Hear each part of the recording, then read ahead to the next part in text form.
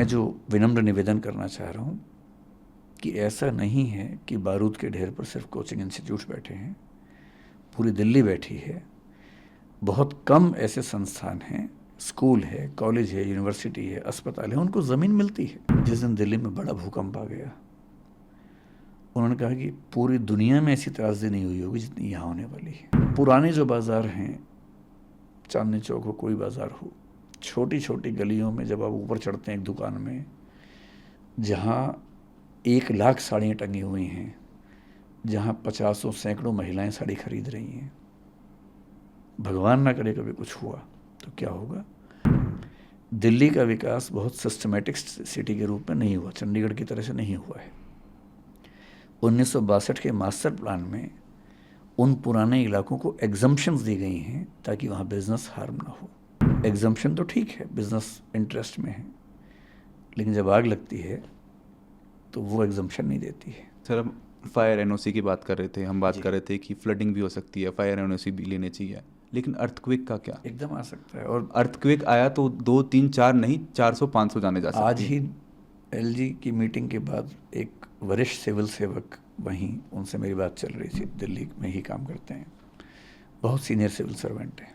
उन्होंने मुझसे अनौपचारिक बातचीत चल रही थी, मैत्री वाले भाव से। उन्होंने मुझसे जो बात कही, जो बात हम समझते हुए, उन्होंने कहा कि ये वाटर वाली बात, फायर वाली बात पे हमारा फोकस है क्योंकि ये दिक्कतें दिख रही हैं, दूर होनी चाहिए। लेकिन जिस दिन दिल्ली में बड़ा भूकंप आ गया, उन्होंने कहा कि पूरी दुनिया में ऐसी त्रासदी नहीं हुई होगी जितनी यहाँ होने वाली है। और मैं फिर आपसे एक बात कह रहा हूँ, अभी कोचिंग इंस्टीट्यूट्स घेरे में हैं तो बात चल रही है। मैं आपको कुछ और बातें बताता हूँ, उन पर भी फोकस कर लीजिए थोड़ा सा। दिल्ली में ऐसे हज़ारों रेस्टोरेंट्स होंगे जिनमें जाने का एक रास्ता है, जहाँ खूब खाना पीना भी है, ड्रिंक्स भी हैं, एल्कोहल तो बहुत जल्दी आग पकड़ता है। एक रास्ता है। शाम के समय जो कम उम्र के बच्चे हैं, 80, 100, 150 बच्चे वहाँ पर होते भी हैं, डांस भी कर रहे होते हैं, कभी कभी स्मोक भी कर रहे होते हैं। एक चिंगारी कभी लग गई तो क्या होगा, आपको अंदाजा है इस चीज़ का। इसके अलावा दिल्ली में पिछले 3 या 4 बड़े फायर इंसिडेंट्स को ध्यान से याद कीजिए। कोचिंग इंस्टीट्यूट में एक हुआ जिसमें किसी की मृत्यु नहीं हुई थी पिछले साल। उसके पहले नरेला में एक इंसिडेंट हुआ, नरेला में हुआ या मतलब उपहार सिनेमा भी हुआ। उपहार तो बहुत पहले की बात हो गई। उसके बाद पिछले 4 साल में, 5 साल में 2 इंसिडेंट्स हुए जिनमें करीब 30-30, 40-40 से ज़्यादा व्यक्तियों की जान गई।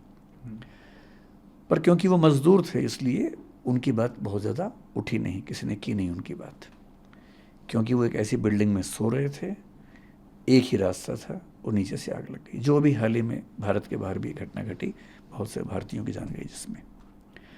अर्थक्वेक बहुत बड़ी त्रासदी होगा। फायर, फ्लड से ज़्यादा फायर की चिंता हमें आमतौर पर लगती है क्योंकि फायर दिल्ली में होने का खतरा ज़्यादा होता है।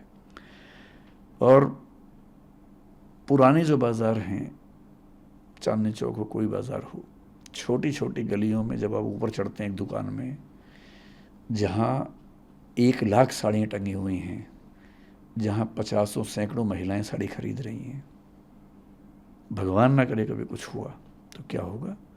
बहुत सारे प्रश्न हैं। दिल्ली का विकास बहुत सिस्टमेटिक सिटी के रूप में नहीं हुआ, चंडीगढ़ की तरह से नहीं हुआ है।